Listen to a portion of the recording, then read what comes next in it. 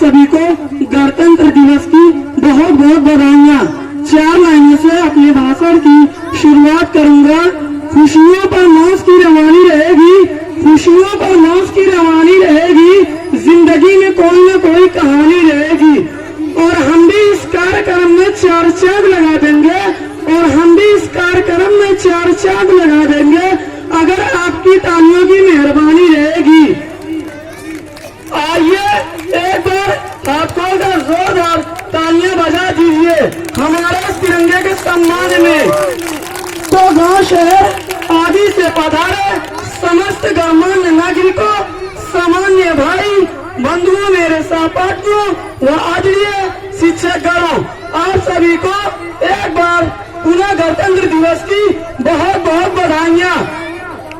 मेरा नाम मोहम्मद दिलनवाज है और जैसा कि हम सभी बहुत अच्छे से जानते हैं, आज सारा हिंदुस्तान बड़ी धूमधाम से इस पवित्र गणतंत्र दिवस को मना रहा है।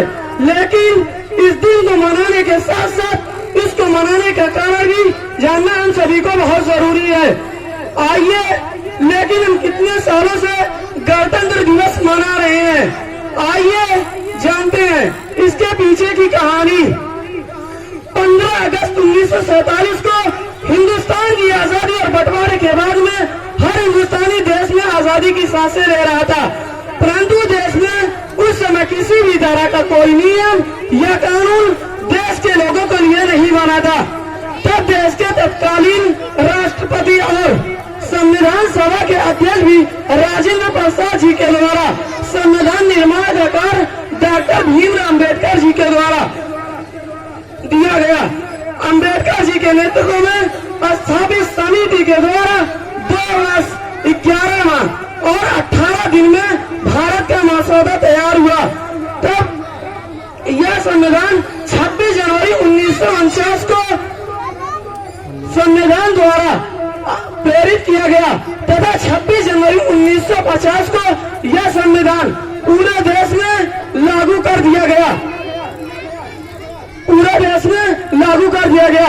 हमारा यह संविधान पूरे विश्व में सबसे बड़ा लिखित संविधान है, जिसमें पहले 395 अनुच्छेद, 8 अनुसूचियां एवं 22 भाग हैं, और जो वर्तमान में बढ़कर 448 अनुच्छेद, 12 अनुसूचियां एवं 25 भाग है।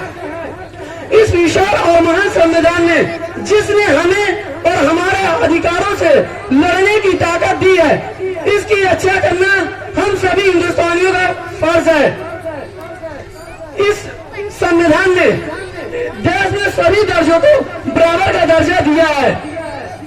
इसीलिए तो कहते हैं मेरे भारत माँ की मिट्टी का आंचल ही निराला है, सबको अपने आंचल में पाला है। और अंतिम लफ्जों के साथ साथ अपना स्थान ग्रहण करना चाहूंगा देश सलामी इस तिरंगे को जिससे तेरी शान है। फहराना हमेशा ऊंचा इसको जब तक तुझमें जान है। खुदा हाफिज।